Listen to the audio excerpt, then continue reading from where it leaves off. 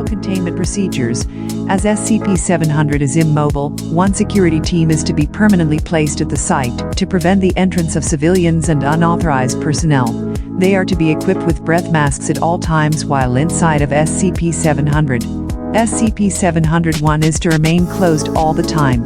Its hatch may only be opened if all personnel present inside SCP-700 are wearing full-body, non-organic biohazard suits and breath masks, and only for the purpose of running necessary tests. Following Incident 701, this part of the containment procedure is no longer necessary.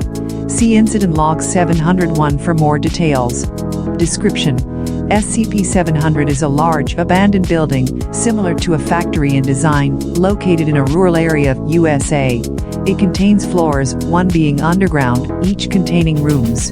Many of these rooms are built in a way that does not appear to serve any specific purpose, containing, for example, redundant machinery, sewage pipes that are not connected to any kind of disposal unit, and numerous power cords extended across the room in a manner similar to sash cords.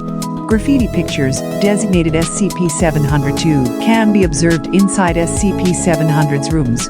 They usually depict humanoid creatures, although animal figures were also observed.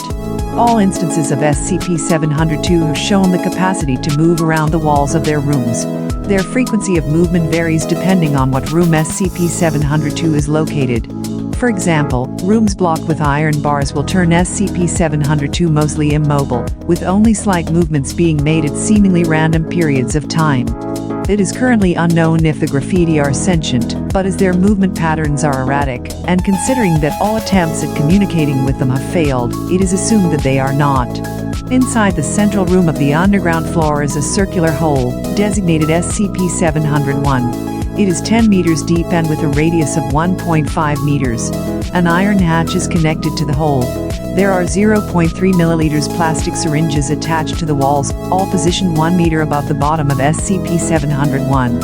At the center of the hole's floor is a 1x1 meter grate that leads into an unlit chamber. Removing the syringes from the wall is possible, however, new syringes will grow to replace the lost ones a few moments after their removal. The syringes at the bottom of SCP-701 are constantly producing a yellow liquid, composed primarily of human data expunge including menses. This mixture produces a fragrance deemed to be very attractive to all humans that come in contact with it. If SCP-701 is left open, the smell will spread through all the rooms of the building.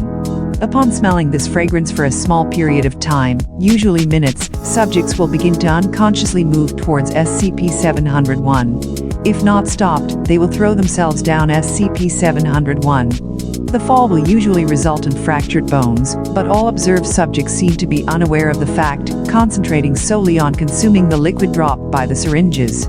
After a human falls inside SCP-701, the hatch will automatically close, and loud mechanical sounds will be heard coming from an undetermined place within SCP-700. At this point, opening SCP-701's hatch will reveal a solid concrete floor instead of the hole, and will also bring the sounds to a halt. Approximately minutes after closing, SCP-701 will reopen by itself, revealing the hole again, but the human inside will have disappeared. During the tests, all recording devices, like cameras, placed inside SCP-701 were destroyed by unknown means as soon as the hatch closed.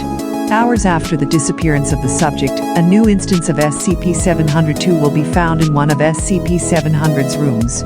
SCP-700 came to the attention of the Foundation after various reports of a man called Mr. selling living art painted on concrete blocks. When confronted by Foundation personnel, Mr. attempted to flee and injured one agent before killing himself when it became clear that he could not escape. The coordinates for the location of the building were found at his house on Dot. The Foundation was able to find and destroy of the blocks that Mr. sold.